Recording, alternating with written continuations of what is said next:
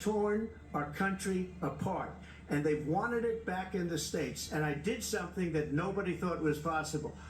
The states are now voting.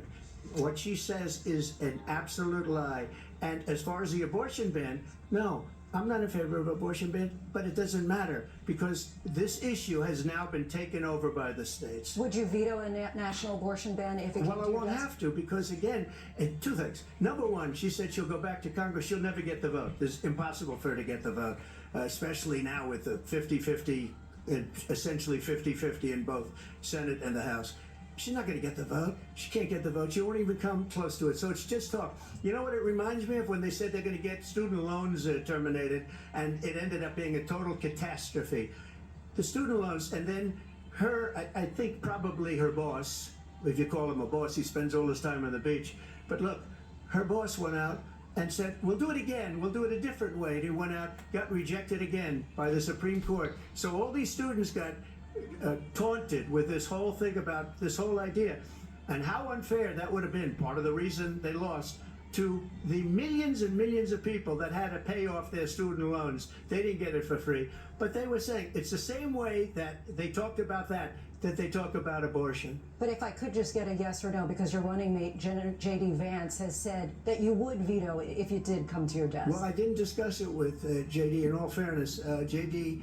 And I don't mind if he has a certain view, but I think he was speaking for me, but I really didn't. Look, we don't have to discuss it because she'd never be able to get it, just like she couldn't get student loans. They couldn't get student loans. They didn't even come close to getting student loans. They taunted young people and a lot of other people that had loans. They can never get this approved. So it doesn't matter what she says about going to Congress. So wonderful, let's go to Congress, do it. But the fact is that for years they wanted to get it out of Congress and out of the federal government, and we did something that everybody said couldn't be done. And now you have a vote of the people on abortion.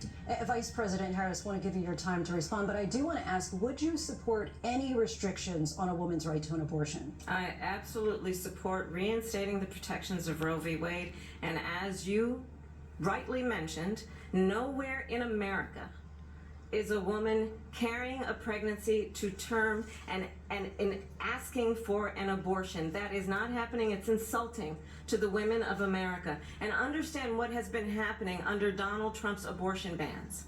Couples who pray and dream of having a family are being denied IVF treatments. What is happening in our country?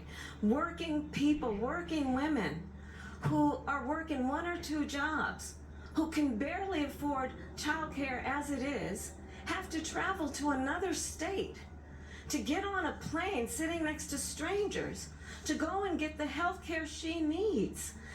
Barely can afford to do it, and what you are putting her through is unconscionable.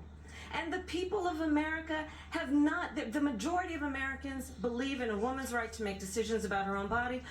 And that is why in every state where this issue has been on the ballot, in red and blue states both, the people of America have voted for freedom. Vice President Harris, excuse me, I have to respond. Another lie. It's another lie. I have been a leader on IVF, which is fertilization. The IVF, I have been a leader.